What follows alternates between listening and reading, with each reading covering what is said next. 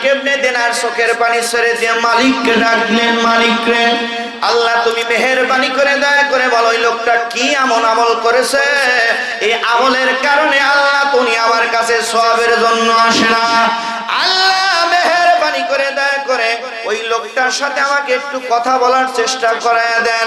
লোকটা ডাকতে বলে হুজুর মালিক ইবনে দিনার, হুজুর শোনেন শোনেন, একটা কারণে আমি আপনার কাছে যাচ্ছি না, কারণ হলো আমার নেক সন্তানটা দুনিয়ায় রেখে এসেছি।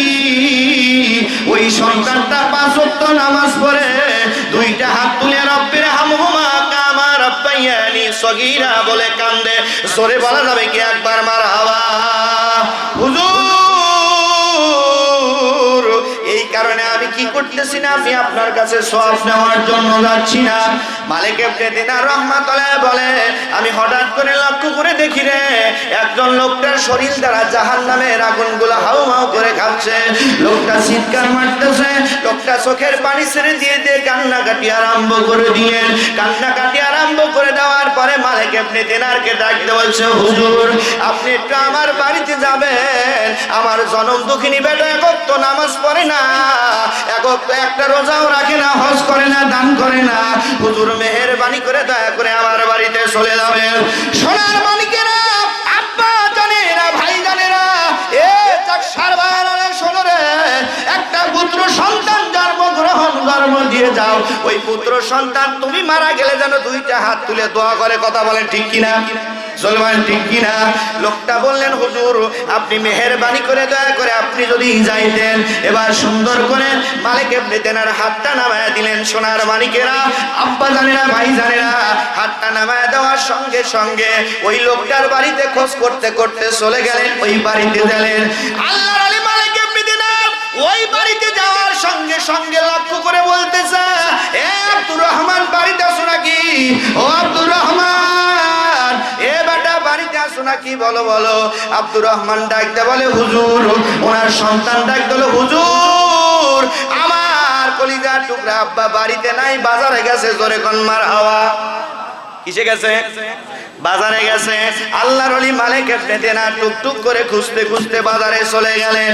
কিছু কিছু মানুষকে ডাকতে বলছে বলেন তো এই আব্দুর রহমান কোথায় গেছে, আব্দুর রহমান কোথায় গেছে? এবার ডাকতে হলে হুজুর তুমি মাফ করে দিবেন, মাফ করে দিবেন। হুজুর আব্দুর রহমান যে জায়গায় গেছে ওই জায়গায় যাওয়া যাবে না, যাওয়া যাবে না। বলছে কেন? বলছে আব্দুর রহমান মদ খাইতে গেছে। কি খাইতে গেছে? জোরে কয় না কি খাইতে গেছে? মদ পান করার জন্য গেছে। আল্লাহর ওলি বসে চোখের পানি ছেড়ে দিয়ে কান্দে আর ডাকতে বলে যাও যাও আমার আব্দুর রহমানকে তাড়াতাড়ি করে ডেকে নিয়ে আসো। আব্দুর রহমানকে কেউ ডাকতে গেলেন না। আল্লাহর ওলি মালিক ইবনে দিনার টুকটুক করে যখন রওনা করলেন, রওনা করার পরে এবার বারে যারা বসে আছে মদখোররা সবাই দেখে পালালো। জোরে বলি একবার মারহাবা। আল্লাহ দেখার সঙ্গে সঙ্গে সবাই এই মদের ঘরের থেকে সবাই পালিয়ে চলে গেল। আব্দুর রহমান মদ কিরকম মাতলামি পেটা আরম্ভ করে দিয়েছে রে। করার পরে হুজুরের চেহারার দিকে তাকায় বলতেছে হুজুর আপনাকে চেনা চেনা লাগে, আপনি কে বলেন? আল্লাহর ওলি মালিক ইবনে দিনার এত জোরে একটা চর দিলেন ওনার গানের উপরে, দেওয়ার পরে বলছে তোর মতো কুলঙ্গার সন্তানের কারণে তোর আব্বার কবরে তোর আব্বাকে জাহান্নামী পোশাক পরাইছে। জোরে বলা যাবে কি একবার নাউজুবিল্লাহ? আল্লাহর ওলি মালিক ইবনে দিনার চোখের পানি ছেড়ে দিয়ে বলে বদমাইশ চল চল চল চল, তাড়াতাড়ি করে চল, গোসল দিতে হবে। গোসল দেওয়ার পরে অন্য নেশাটা কেটে গেল। নেশাটা কাটার পরে আল্লাহর ওলি মালিক ইবনে দিনার ওনার উপরে তাওয়াজ্জুহ ফয়াজ বরকত যখন নিক্ষেপ করলেন নবীর উম্মতের আরে, ওনার অন্তর দ্বারা কলব দ্বারা আল্লাহ আল্লাহ জিকির জারি হয়ে গেল। কলব দ্বারা সিদরাতুল মুনতাহা পর্যন্ত দেখতে পারে, সিদরাতুল মুনতাহা পর্যন্ত দেখতে পারে। আল্লাহ ডাকতে বলে এ বন্ধু মালিক ইবনে দিনার যা, একটা সেকেন্ড দেরি করিস না, যা চলে যা চলে যা। এ বন্ধু ওর আব্বার কবরের পাশে বসায় দে, আর আব্বার কবরের পাশে বসায় দিলে আসল খেলাটা দেখা যাবে। জোরে বলা যাবে কি একবার মারহাবা?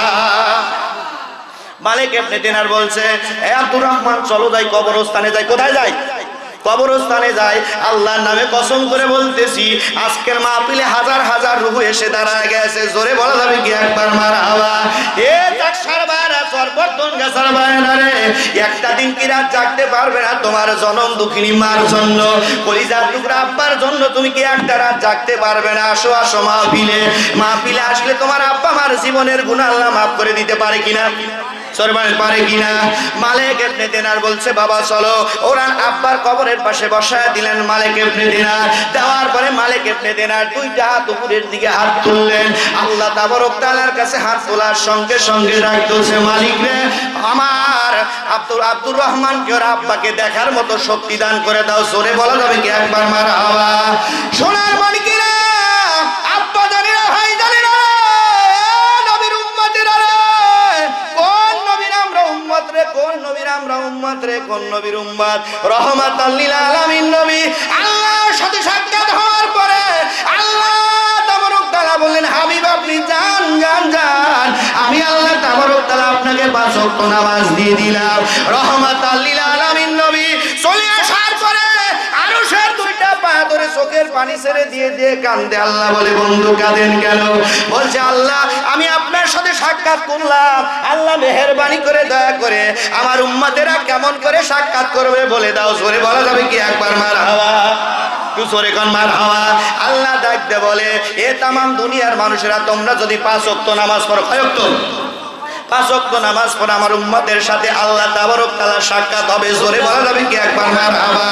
সোনার মালিকেরা, আব্বা জানেরা, ভাই জানেরা, লম্বা চওড়া ঘটনা, আমি ওদিকে যাচ্ছি না। আল্লাহর পয়গম্বর মুসা আলাইহিস সালাম আল্লাহ তাবারক তাআলাকে ডাক দিয়েছে, আল্লাহ আমি তোমাকে দেখব। আল্লাহ ডাক দিয়েছে, না না, একটা নবীর পয়গম্বরকে আমি দেখা দেব, সে হলো আখিরি জামানার পয়গম্বর, যার নাম হবে আসমানে নাম হবে আহমদ, জমিনে নাম হবে মুহাম্মদ। জোরে বলা যাবে কি একবার মারহাবা? এই উম্মতেরা যদি একটু কষ্ট করে, একটু সাধনা করে রে, একটা সেকেন্ডেই মালিককে আল্লাহকে দেখা কষ্ট হয়।